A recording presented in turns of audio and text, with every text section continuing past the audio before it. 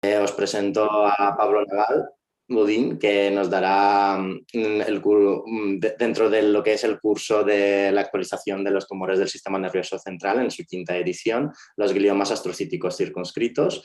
Es un tema que es bastante peliagudo, con tumores, algunos de ellos muy raros, pero estoy seguro que Pablo, que está en el Hospital Universitario de Belviche, que tiene muchísima casuística de estos tumores, lo va a hacer genial. Adelante, Pablo, cuando quieras. Bueno, gracias por la introducción, Narcés. Bueno, muchísima casuística, algunos de estos tumores son muy raros, pero iremos viendo ejemplos de todos ellos. Bueno, como ha dicho Narcés, soy Pablo Naval Baudín. Buenos días, soy un radiólogo en Belviche. Hoy vamos a hablar de los gliomas astrocíticos circunscritos.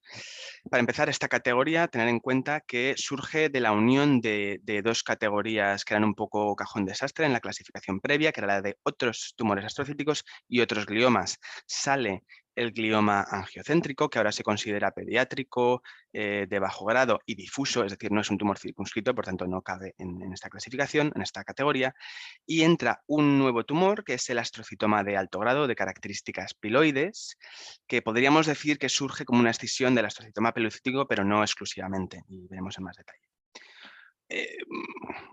Muy visual el concepto de circunscrito difuso, creo que todos los tenemos claro, pero tener en cuenta que un tumor circunscrito es aquel que tiene unos márgenes que empujan versus aquel que tiene unos márgenes que infiltran. No obstante, vamos a relativizar este concepto de circunscrito, ya que tendríamos que hablar de tumores predominantemente circunscritos, ya que, como veremos, algunos pueden tener componentes infiltrativos. De hecho, la misma OMS reconoce que algunos de estos tumores pueden tener un grado sorprendente de infiltración en histología, a pesar de parecer sólido radiológicamente, y añadiría que en imagen también pueden tener un aspecto predominantemente infiltrativo. De hecho, aquí os presento un caso de lo que era un xantoastrocitoma, fue un xantoastrocitoma pleomorfo, grado 2 de la OMS, y realmente a mí al menos me parece un tumor de aspecto infiltrativo con unos muy pequeños focos de captación que luego veremos.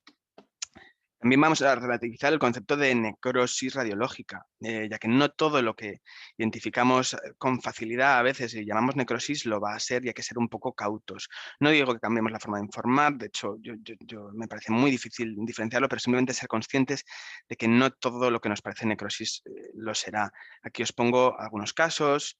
No sé si esto os parecería necrosis. Igual aquí me podríais poner más en duda, que igual podría ser un gran quiste de paredes hipercaptantes, pero estoy seguro que muchos de vosotros, o yo al menos he visto muchas veces, tumores de muy alto grado, metástasis de alto grado, yo que sé, de melanoma, que tiene una fina captación así, tal cual, y eso sería necrosis.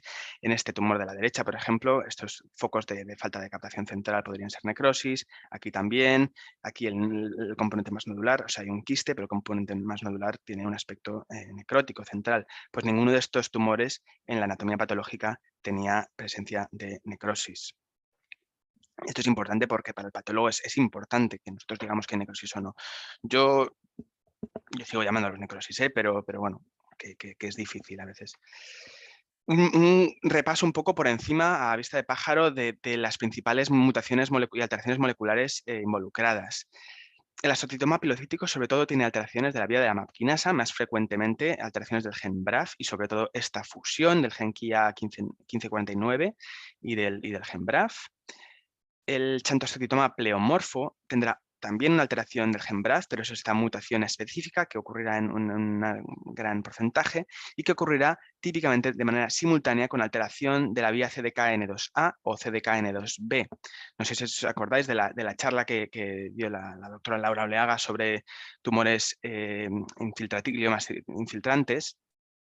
Estas dos alteraciones de la vía CDKN2A o CDKN2B ocurren tal cual en astrocitomas difusos y oligodendrogliomas difusos y DH mutados, y cuando ocurren ellos lo eleva al grado más elevado. Es decir, un oligodendroglioma lo eleva a grado 3 y un astro lo eleva a grado 4. En cambio, en el xantoastro no afecta el grado. El astrocitoma subependimario de células gigantes típicamente se asocia a mutaciones del gen de la esclerosis tuberosa. Lo que pasa es que cuando ocurre el tumor suele haber un second hit, un segundo golpe, y hay una inactivación bialélica. El glioma cordoide también tiene una alteración de la vía de la MAP quinasa, pero es una alteración específica y en principio exclusiva de este tumor. El astroblastoma MN1 alterado como dice su mismo nombre, se exige, según la OMS, que tenga alteración del gen MN1 y, como veremos, el nuevo tumor, el astrocitoma de alto grado de características piloides, no tiene un claro perfil molecular, probablemente por eso hasta ahora no existía el diagnóstico y tiene que diagnosticarse por otras vías. El astrocitoma pilocítico, bueno, pues tiene unas características histopatológicas clásicas, para la OMS exige que tenga el aspecto clásico con este aspecto, o que tenga, pues que sea un tumor astrocítico piloide con alteración solitaria de la vía de la MAP kinasa, como por ejemplo la que hemos visto clásica. Es un tumor, como ya hemos dicho, que antes el doctor Pedraza ya comentaba, es un tumor que es más frecuente en niños, no obstante, es el 5% de todos los tumores cerebrales. La incidencia va bajando con la edad, pero no es tan infrecuente tampoco en adultos. Es un tumor principalmente esporádico, la mayoría de los casos son esporádicos, pero también se asocia a formas hereditarias, como puede ser la neurofibromatosis tipo 1, el síndrome de Noonan o la lipomatosis encefalocutánea. La localización, la más típica, ya sabéis, más frecuente, es en el cerebelo, sobre todo en niños. En niños sería un poco cerebelo, hipotálamo, tronco, hemisferios y el nervio óptico, lo menos frecuente. Y en adultos tener en cuenta que ocurre mitad y mitad a nivel supra e infratentorial. Es decir, no es tan típicamente infratentorial. En pacientes con neurofibromatosis tipo 1, como ya sabéis, es mucho más frecuente en la vía óptica. Y veremos algún ejemplo. El pronóstico es favorable, incluso después de múltiples progresiones. Son tumores que raramente recurren, sobre todo si la resección es completa, y por ello es preferible evitar la radioterapia. Son tumores que pueden diseminar en líquido cefalorraquídeo, no es tan frecuente, pero ocurre con algo más de frecuencia en niños, y esto no implica necesariamente un crecimiento agresivo, porque a pesar de ello, frecuentemente son pacientes asintomáticos que pueden tener supervivencia a largo plazo, incluso sin tratamiento adyuvante. Os pongo la imagen del libro de la Osborne, ahora es el libro de Javeri Salzman Osborne. Bueno, como ya sabéis, típicamente se describe un quiste con un nódulo hipercaptante a nivel infratentorial. Bueno, yo estoy en un hospital de adultos, aquí os presento una muestra recogida un poco consecutivamente de manera bastante aleatoria, conforme me los he ido encontrando en la base de datos. Como veis, el 50%, 5 de 10 son infratentoriales y 5 de 10 son supratentoriales. Es decir, en nuestra muestra de adultos, bueno, de mayores de 16 años, se cumple este 50-50 infrasupratentorial, pero ninguno de ellos cumple el aspecto clásico del nódulo o el quiste con un nódulo infratentorial. Vemos algunos, este es un nódulo que tenía un componente quístico, este también, aunque el quiste se iba en otro plano. Pero son todos supratentoriales, y los infratentoriales, hombre, igual el más quiste con un nódulo sería este de aquí, pero el nódulo tiene un aspecto más hemorrágico, ¿no? He encontrado, bueno, no obstante, la literatura sí que habla de que 2/3 partes son el típico quiste con un nódulo. Probablemente esto se cumpla más en niños, lo que pasa es que tenemos una muestra sesgada de adultos, y el tercio restante tiene un aspecto poco específico que a menudo es incongruente con una lesión de bajo grado, entre comillas, benigna, ¿no? Son tumores que son un poco más raros, como los que os acabo de enseñar. Puede haber calcio, puede haber hemorragia. El RCBV típicamente es bajo, que veremos en un poquito más de detalle, y el contenido de quístico suele tener una señal diferente. De hecho, no lo hemos nombrado, pero los tumores BRAF alterados suelen secretar líquido y por eso hacen estos quistes. Encontré esta revisión de Insights into Imaging que me pareció interesante, bueno, porque describe 4 patrones de imagen. Yo creo que nos sirve al menos gráficamente para describir los diferentes patrones que vemos. Primero describen un quiste, el clásico un quiste con un nódulo mural, en nuestro caso los tendríamos supratentoriales. Luego tendríamos un quiste de paredes hipercaptantes, también con un nódulo mural, os pongo estos 2 ejemplos.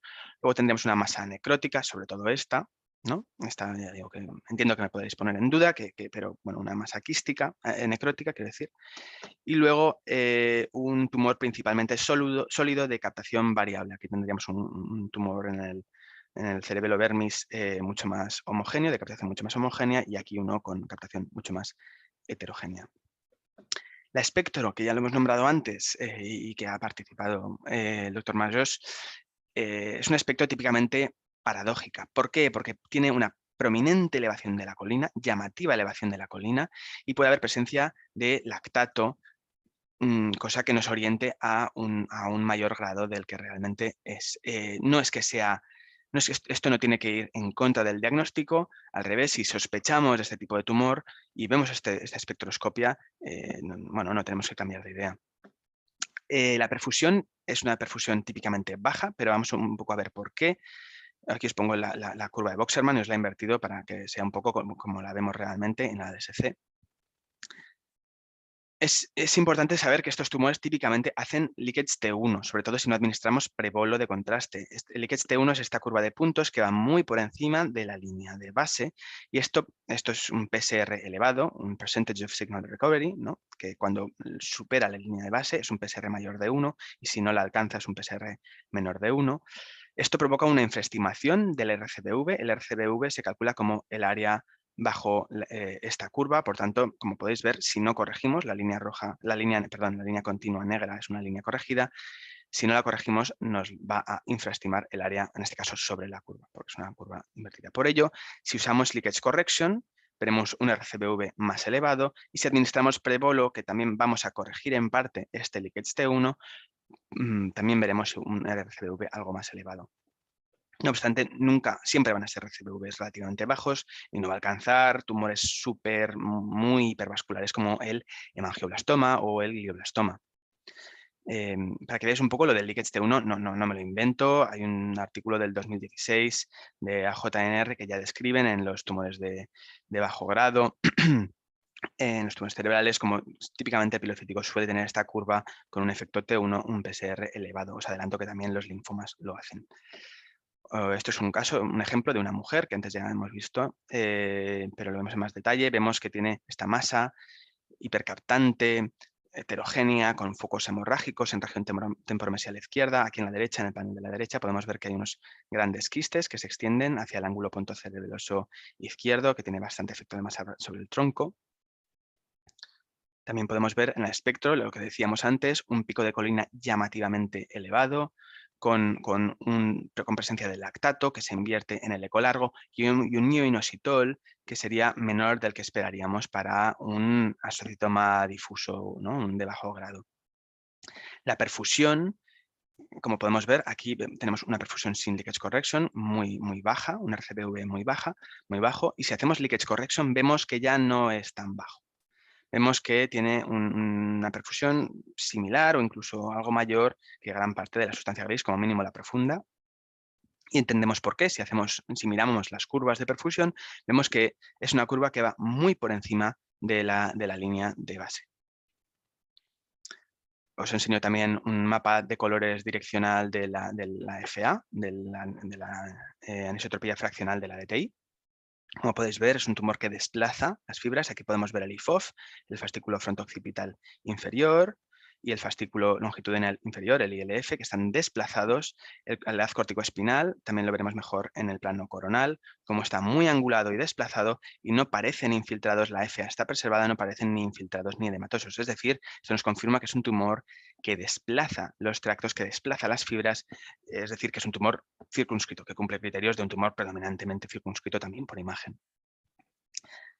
Un breve repaso de los tumores que afectan, los pilocíticos que afectan la vía óptica, sobre todo tener en cuenta que si ocurren en contexto de neurofibromatosis tipo 1, típicamente están limitados al nervio óptico, mientras que cuando no ocurren en neurofibromatosis tipo 1 pueden afectar más allá, al quiasma e incluso al parénquima.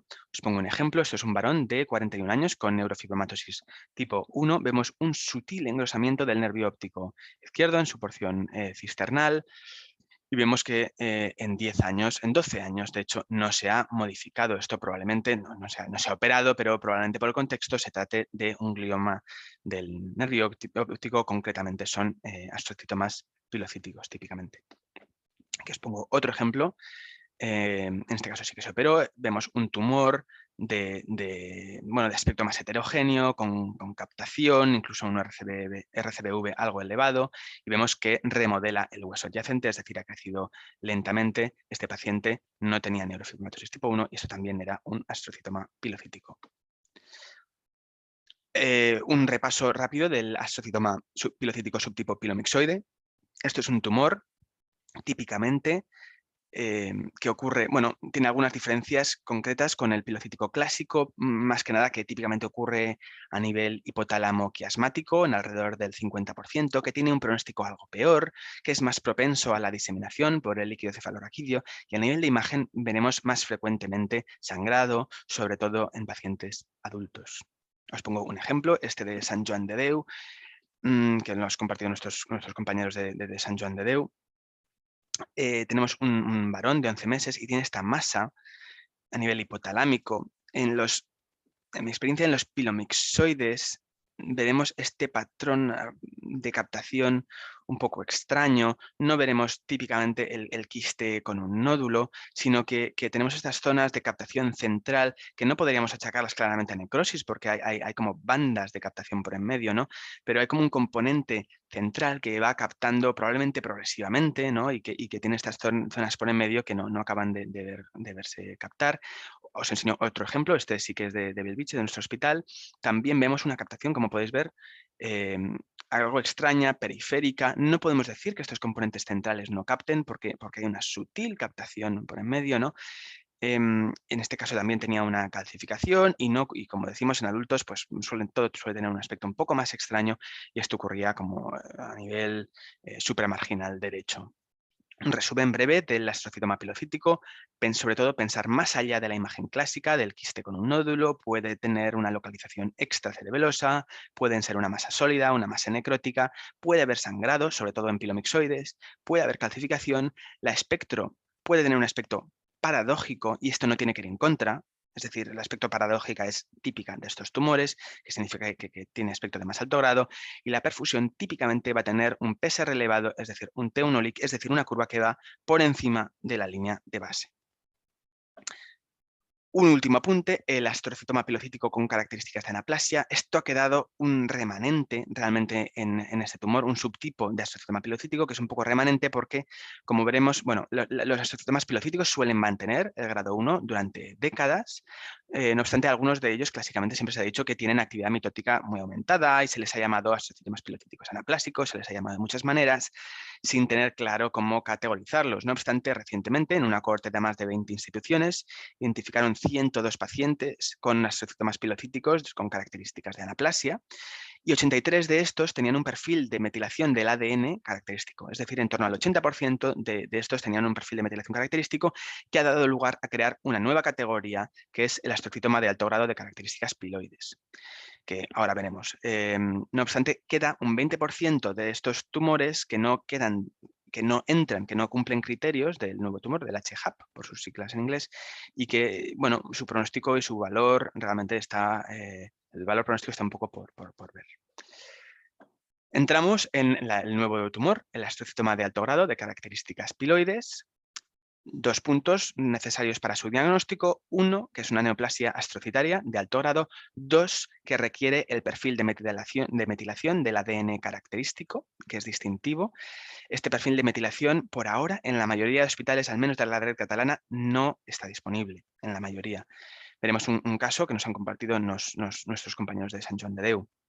El grado de la OMS no está definido aún y veremos un poco, bueno, lo veremos más adelante. Es un tumor típicamente de adultos. Tiene una mediana de edad en torno a los 40 años. Es decir, si no lo estamos viendo en hospitales de adultos, puede ser que sea porque no tenemos aún, es un tumor que acaba de entrar en la OMS y no tenemos el perfil de metilación del ADN disponible aún.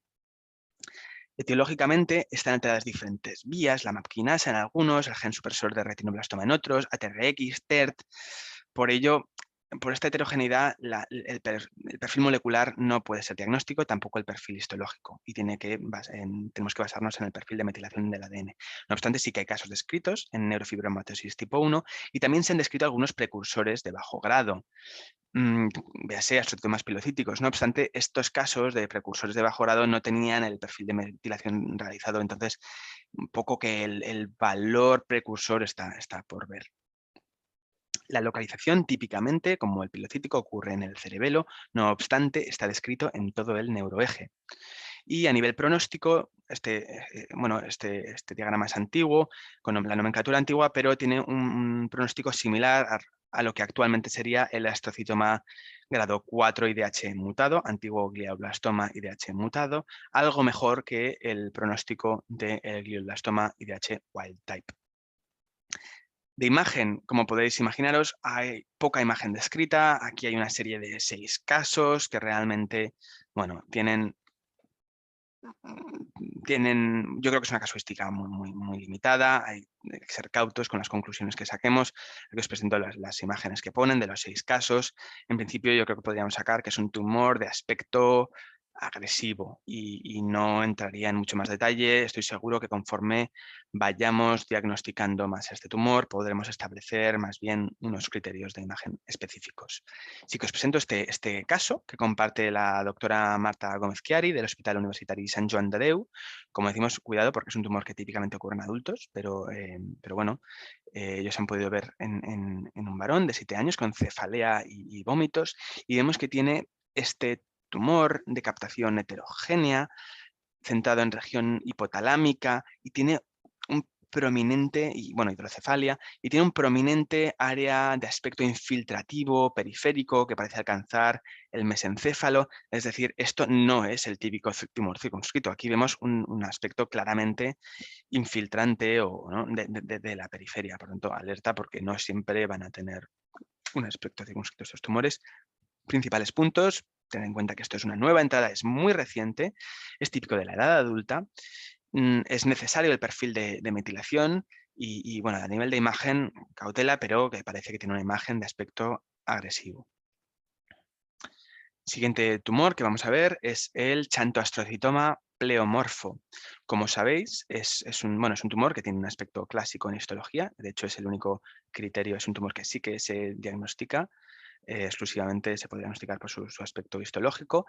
El grado de la OMS está definido por el número de mitosis por campo, y la presencia de necrosis o no entra en la gradación. Epidemiológicamente es típico de adolescentes y de adultos jóvenes. La mediana de edad está en torno a los 20 años, pero puede ocurrir incluso en pacientes más mayores. Y aspecto anaplástico, es decir, aspecto de grado 3, como lo conforman el 23% de los niños y el 37% de los adultos. Etiológicamente también es un tumor que está asociado a alteraciones de la vía de la MAP-quinasa.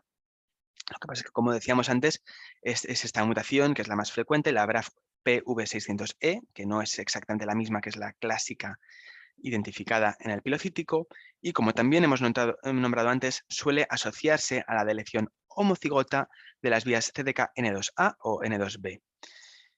Estas vías también pueden identificarse en los astrocitomas y oligodendrogliomas IDH mutados. Cuando ocurre en estos tumores difusos, le confieren un alto grado. No obstante, en el xantoastrocitoma pleomorfo se presentan de manera casi ubicua y no implica o sea, el perfil molecular no implica un grado más alto.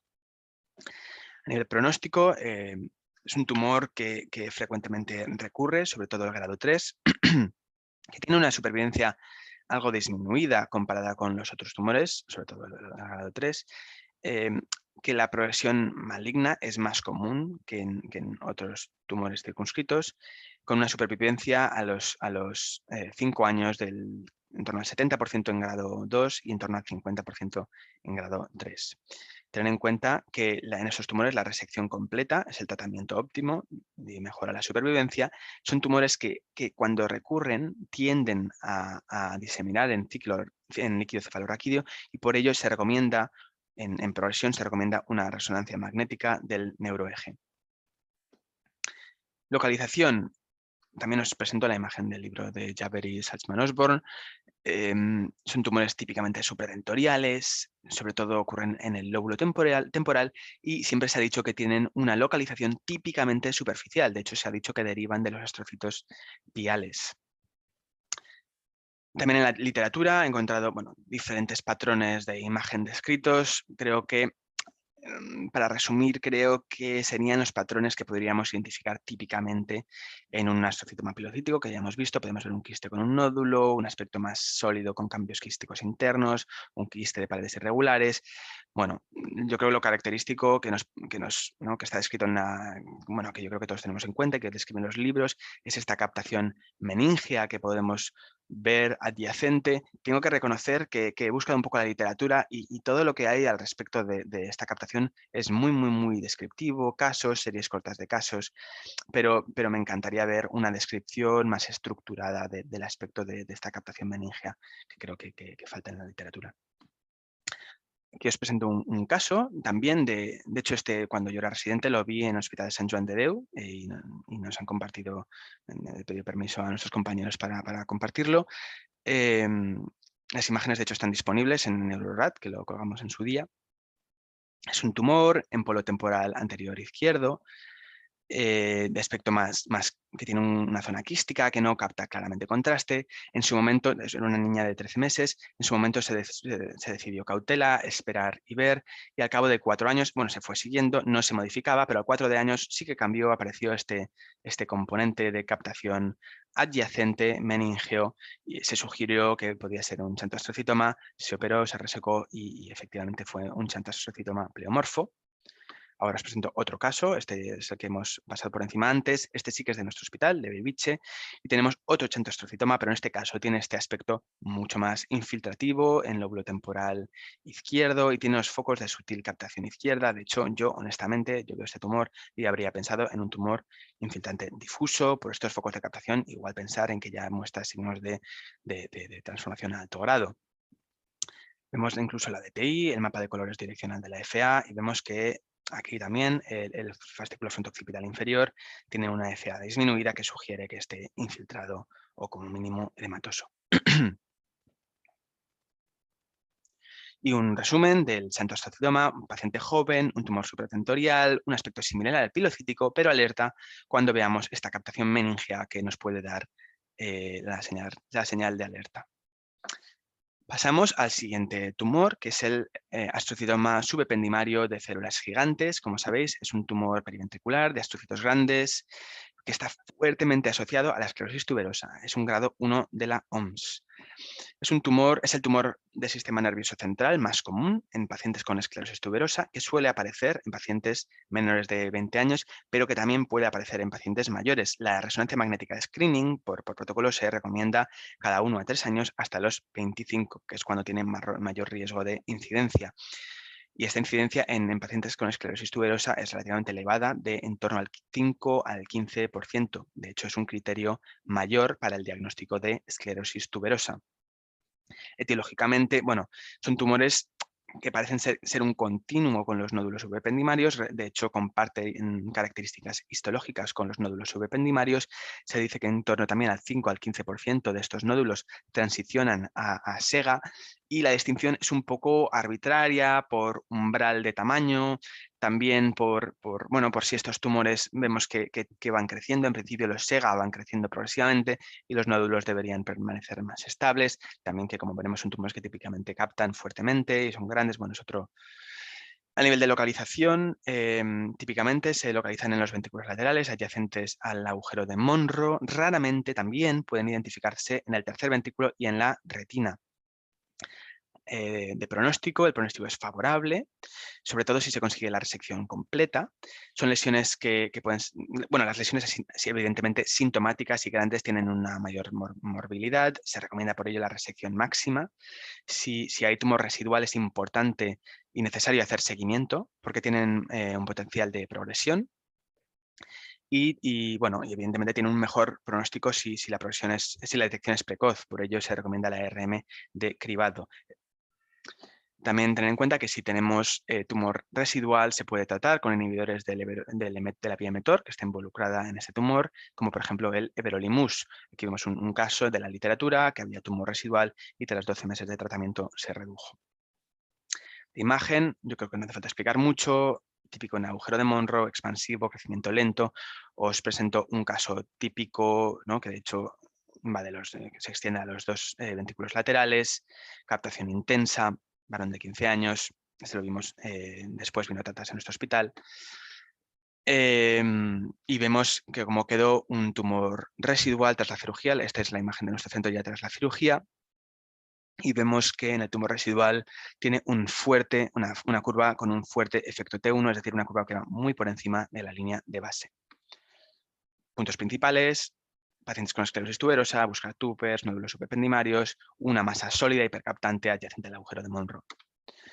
El glioma cordoide es la penúltima entidad que vamos a ver hoy. Es un grado 2 de la OMS, es un tumor bien circunscrito de características cordoides y localizado en el tercer ventrículo. Estos son los dos criterios que exige la OMS para su diagnóstico. Es decir, la localización en el tercer ventrículo es necesario para el diagnóstico de este tumor. Epidemiológicamente son tumores muy raros, pero que típicamente ocurren en adultos, con una mediana de edad en torno a los 45 años y que son típicamente más frecuentes en mujeres con una ratio 1,2 o 2,1. Etiológicamente también está alterada la vía de la MAP quinasa, concretamente tiene esta mutación que es recurrente y que es exclusiva de este tumor, no ocurre en otros tumores. La localización es paradigmática, ocurre en la parte más anterior del tercer ventrículo y va creciendo de adelante a atrás. Aquí os pongo un ejemplo de la literatura. Como vemos, esta masa hipercaptante, sobre todo en la parte más anterior del tercer ventrículo. Pronóstico: está indicada la resección máxima, como en todos estos tumores, de hecho, en casi todos estos tumores, que le otorga mejor pronóstico, y la radioterapia realmente está por ver su valor. Aquí vemos un caso también de nuestro hospital, una mujer de 46 años, y vemos esta masa expansiva muy bien delimitada en el tercer ventrículo, que tiene edema adyacente, hidrocefalia de los ventrículos laterales, incluso una pequeña imagen quística que parece extenderse al ventrículo lateral derecho. Miramos la curva de perfusión sin y con leakage correction y vemos que la línea azul y naranja, que son las líneas del tumor, la otra es la de la sustancia blanca normal, también tiene un marcado efecto T1, como vamos describiendo en estos tumores. Puntos principales: es una masa en el tercer ventrículo, está bien delimitada, sólida y hipercaptante, y yo como mucho sería cauto, porque es un tumor relativamente raro, lo incluiría en el diagnóstico diferencial. Y por último, ver el astroblastoma MN1 alterado. Requiere dos criterios para su diagnóstico, según la OMS. Uno, que es una neoplasia glial con pseudorosetas astroblásticas. Aquí veríamos las pseudorosetas. Y alteración del gen MN1. Estos son los dos criterios que requiere las pseudorosetas y la alteración del gen MN1. Epidemiológicamente ocurre sobre todo en adolescentes con una mediana de edad en torno a los 15 años y casi exclusivamente en mujeres. De hecho, en un metaanálisis reciente ocurría en 39 de 41 casos eran mujeres. Como veremos, el 60% de los tumores con fusión MN1 muestran morfología de astroblastoma, es decir, solo el 60% de los tumores MN1 alterados son astroblastomas. El resto, bueno, en este caso, que utilizaban la clasificación antigua, pero los daban de PNET, ependimoma y otros tumores. Cuando son astroblastoma tienen un mejor pronóstico. Pero el 70% de los tumores que tienen morfología de astroblastoma tienen MN1 alterado. ¿Qué pasa? Que la OMS actual exige la presencia del MN1 alterado para el diagnóstico. Por tanto, los que tienen otro perfil molecular no cumplen criterios de ningún tumor clasificado en la OMS y por tanto hay que darlos de astroblastoma, NEC astroblastoma not elsewhere classified. Como vemos, el astroblastoma MN1 alterado tiene mejor pronóstico que estos otros, sobre todo el que tiene BRAF V600E, que es la mutación que decíamos antes que típicamente ocurre en el xantoastrofitoma, tienen mucho peor pronóstico. Hablando de pronóstico, si juntamos los dos Kaplan-Meier que hemos visto, vemos que es un tumor con pronóstico relativamente bueno, una supervivencia global en torno al 90% a los 5 años, ya baja más al 50% al cabo de 10 años. Probablemente habrá que ir viendo conforme estén mejor tipificados estos tumores con la nueva clasificación, con una N más alta, y que la resección máxima le otorga más supervivencia y evidentemente un mayor grado histológico le otorga pues peor pronóstico. El aspecto, la localización, típicamente Se describe de manera más frecuente a nivel de los hemisferios, sobre todo frontal y parietal, pero se ha documentado en todo el neuroeje. En la literatura, aquí os pongo la imagen de Osborne, se habla de una masa sólido-quística, incluso habla de estos componentes quísticos internos. Aquí vemos un caso de la literatura, tiene pequeños microquistes, también hay un foco de aspecto hemorrágico o calcificado y una captación intensa homogénea de gran parte del tumor. Y este es un caso también compartido por el doctor Johnny Mushat del Hospital Universitario Sant Joan de Déu, que vemos un caso que no tiene nada que ver, un tumor a nivel precentral derecho, que no captaba contraste, pequeñito, pues cuando se operó mostraba signos de anaplasia, en un astroblastoma que mostraba signos de anaplasia. Por tanto, puntos clave, a mí me cuesta sacar puntos clave, es un tumor muy infrecuente, con una imagen poco específica, como podemos ver. Yo creo que ser cautos y bueno, probablemente en esos tumores, como mucho, podemos sugerir que nos parece un tumor circunscrito y orientar el manejo de manera concordante. Espero no haberos desbordado. Yo, desde luego, para mí esto ha sido bastante desbordante porque hay una gran carga molecular, ¿no? Pero bueno, intentamos sacar algunos puntos que podamos aprovechar. Como concepto global, entender que los gliomas circunscritos son unos tumores con unos márgenes que desplazan, que no infiltran, que típicamente está indicada y es beneficiosa la resección máxima de estos tumores, es decir, hay que planificarlo bien. Probablemente podemos ganar mucho con técnicas como resonancia magnética funcional o la DTI para planificar mejor la cirugía de estos tumores, ya que, bueno, al ser tumores en general, con particularidades cada uno, evidentemente, en general con bastante buen pronóstico, bueno, pues es importante planificar la cirugía y que no sea la cirugía la causa de la lesión. Entonces, importante la funcional y la DTI. El pilocítico, pensar más allá de la imagen tan clásica, que a veces, bueno, pueden tener un aspecto mucho más heterogéneo, sobre todo si hablamos de tumores, hay que pensar más allá del quiste con un nódulo mural, que el espectro puede ser paradójica y esto no va en contra del diagnóstico. Pensar en el centroesteatoma pleomorfo cuando vemos lo que se ha dicho siempre, ¿no? Un joven con un tumor en el lóbulo temporal, con crisis comiciales, captación meningea. Acordaros de esta captación meningea. El SEGA, yo creo que no hay mucho más que decir. Esclerosis tuberosa, agujero de Monro, más expansiva. El glioma cordoide, que también tiene una localización no solo estereotípica, sino que es necesaria para el diagnóstico, que es en el tercer ventrículo. En el astroblastoma MN1 alterado, por ahora, en mi opinión, saber que existen. Y igual en el astroblastoma, conforme vayamos diagnosticándolos mejor, es decir, más bien categorizados con el marcador, podamos sacar más conclusiones.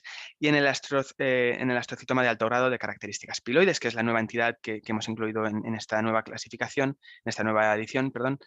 Yo creo que vamos a esperar a ver, ¿no? Esperar a ver cómo va la cosa, esperar a ver conforme los vayamos diagnosticando. Y bueno, o sea, cuando tengamos el perfil de metilación más ubicuamente disponible, pues podremos sacar más conclusiones. Una última diapo, barrer un poco para lo que hacemos a nosotros realmente nos encanta y sobre todo que nos parece muy útil, me parece un mensaje importante. La perfusión creo que es muy útil en estos tumores. Es importante saber si hacemos prebolus o no, es importante saber si hacemos leakage correction o no, porque en estos tumores típicamente van a tener un leakage T1, un PCR elevado, es decir, una curva que va muy por encima de la línea de base. Esto nos puede disminuir el RCBV y en mi opinión tiene un valor diagnóstico de por sí.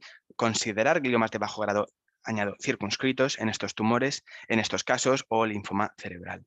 Y con esto ya he acabado, ya estoy. Gracias a todos por asistir y también doy las gracias en especial a todo el resto del equipo, liderado por la doctora Mónica Cos, así como al personal técnico, enfermería, personal parasistencial de Belviche, que entre todos hacemos posible trabajar tan bien y poder hacer cosas tan chulas. Y nada, quedo abierto a cualquier pregunta que queréis hacer. Muchas gracias, Paula. Ha sido una charla realmente muy bien estructurada, muy buena. Yo creo que habrá que verla más de una vez para entender todos los conceptos que has nombrado. Tenemos muchísimas preguntas, si quieres te las voy leyendo y vamos a intentar contestarlas. La primera que tenemos es de Salva, nos dice: ¿recomiendas usar resonancia magnética de 3 teslas o de 1,5 teslas en el estudio de tumores astrocíticos circunscritos?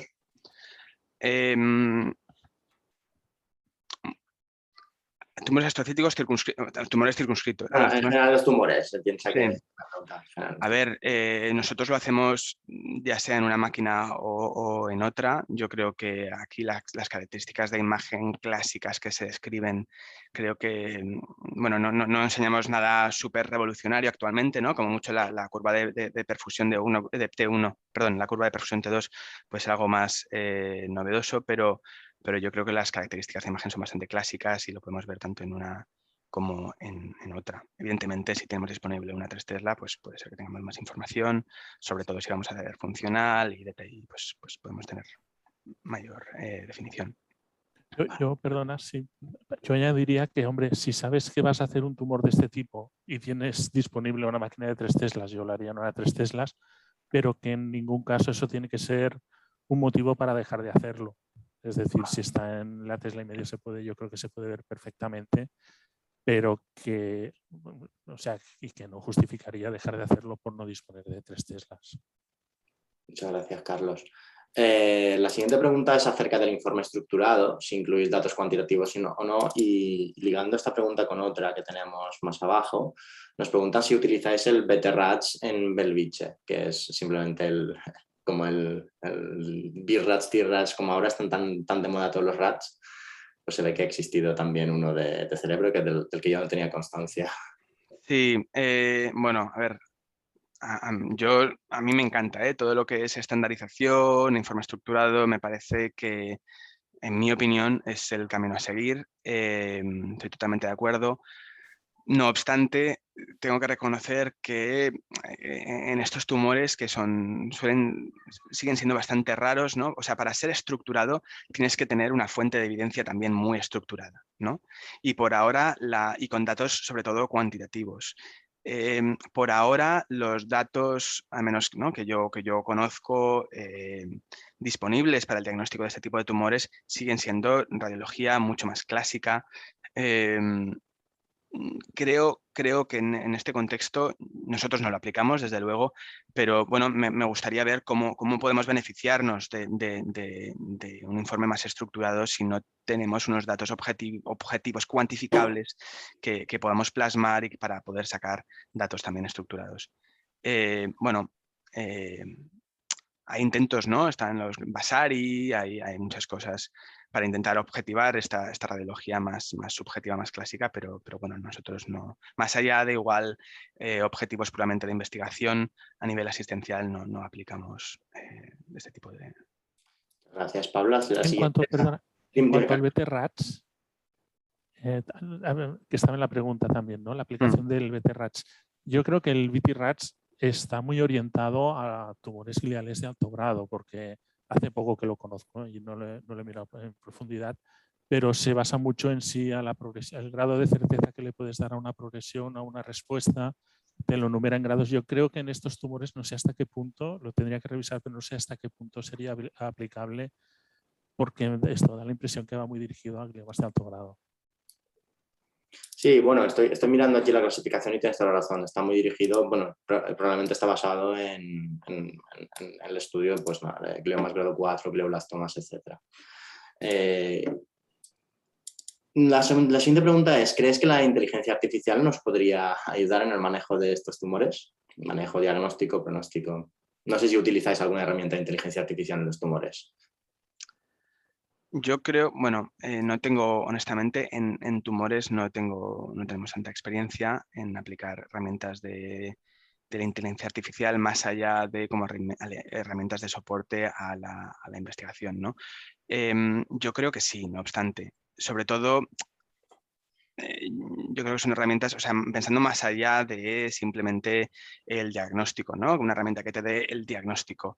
Creo que las herramientas de inteligencia artificial tienen que llegar para quedarse en muchas cosas, desde segmentar, ayudarte a segmentar la volumetría del tumor para que puedas hacer un seguimiento más preciso, más allá de los típicos criterios RANO, ¿no?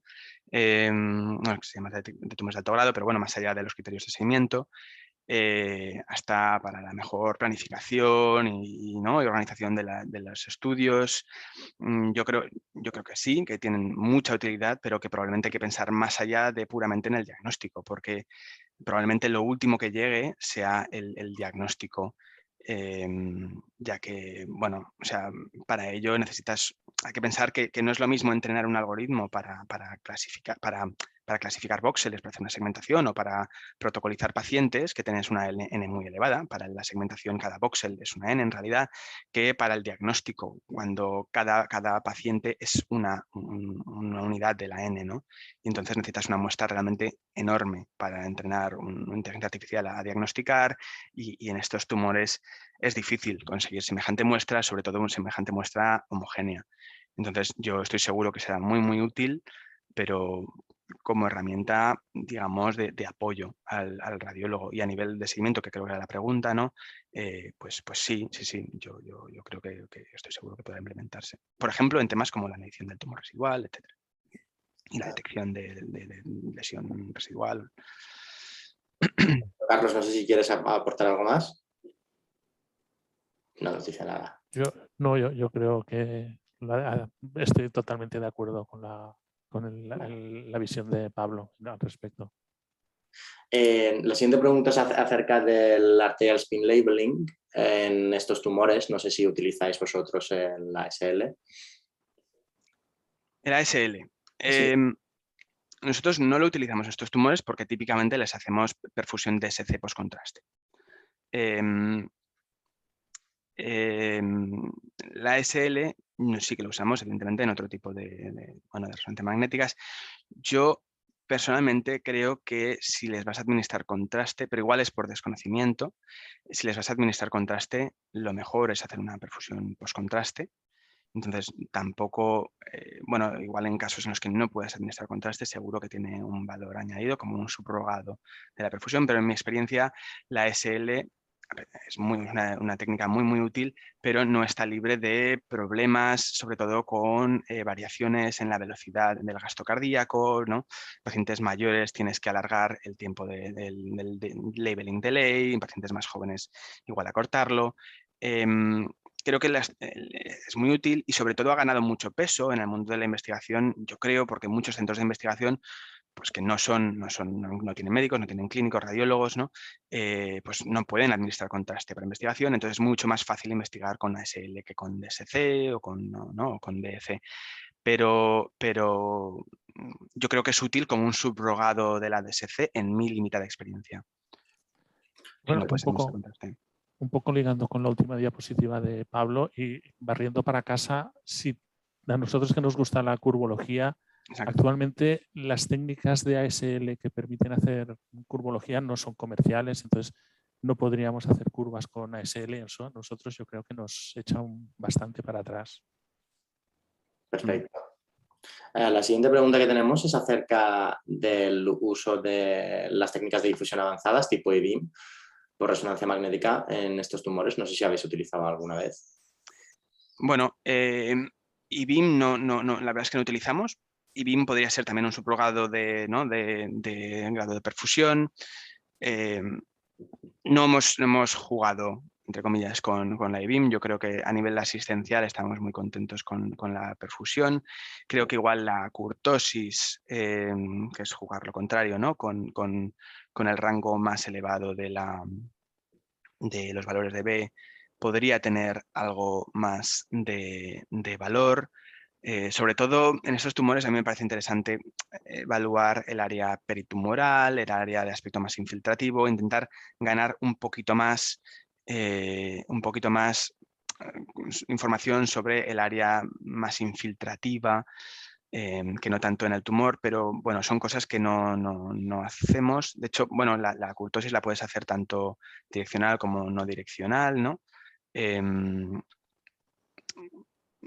A mí me gustaría implementarlo igual con la DTI, sobre todo, utilizar diferentes valores de B, porque por un lado puedes ganar mucha riqueza, hacer un estudio multisel, ganar riqueza en la DTI y al mismo tiempo puedes ganar valores de análisis de curtosis y más cosas, pero no, de hecho nosotros no vamos por aquí y no lo hemos aplicado.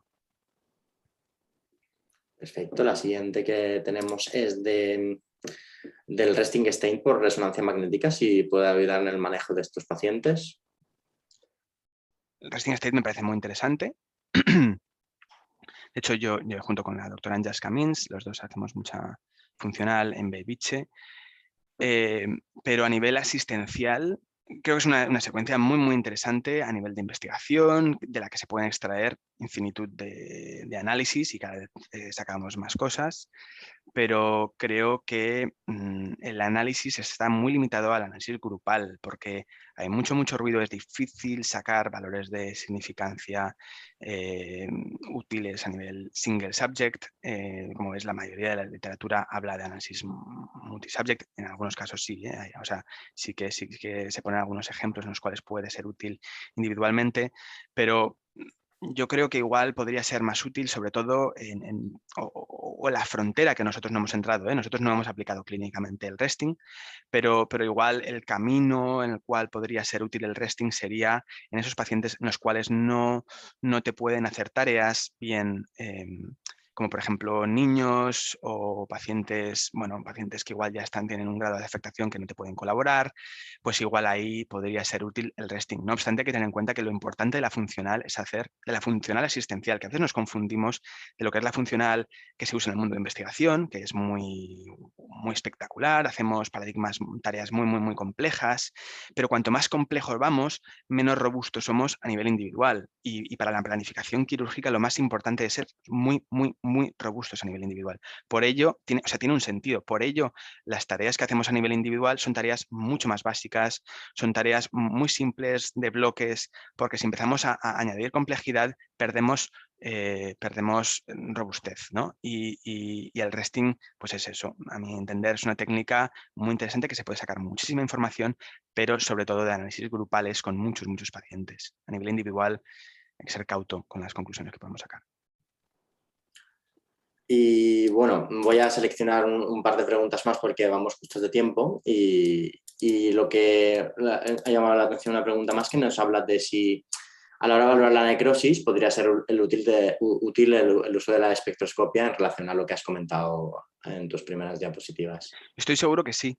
Estoy seguro que sí. Tengo mucha curiosidad. He puesto así esa diapo un poco para despertarnos, ¿no? Al principio. Yo creo que sería útil. No.